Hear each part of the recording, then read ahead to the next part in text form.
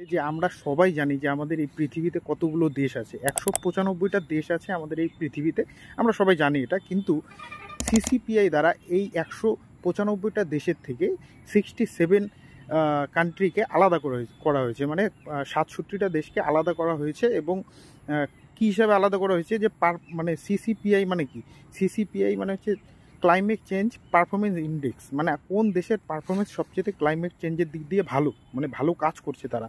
তো এই মানে রোটার মধ্যে সবার প্রথম পড়ে আমাদের ডেনমার্ক হচ্ছে সবচেয়ে প্রথমে বলতে কি 4 নম্বরে আছে। প্রথম যে 3টা স্থান সেটা কোনো দেশই ক্রাইটেরিয়া পূরণ করতে পারেনি, মানে এই তিনটা জায়গা ফাঁকাই থাকলো, ঠিক আছে। আর দিন দিন এই জায়গাগুলো ফাঁকা হয়ে যাবে। তো 1 থেকে 3 পর্যন্ত আপনারা যদি দেখতে চান ফাঁকা দেখবেন, এর কারণ এই যা ক্রাইটেরিয়া ওখানে নির্ধারণ করা হয়েছে এই ক্রাইটেরিয়া কোনো দেশই ফুলফিল করতে পারেনি 1 থেকে 3 পর্যন্ত। তো 4 নম্বরে আছে ডেনমার্ক এবং 67 নম্বরে আছে, মানে লাস্ট নম্বরে আছে ইরান। তো আমাদের ইন্ডিয়া কত নম্বরে আছে যদি আমরা জানতে চাই, তাহলে আমাদের ইন্ডিয়া আছে 10 নম্বরে। আমরা 10 নম্বরে আছি। আমরা কি সেভ আছি?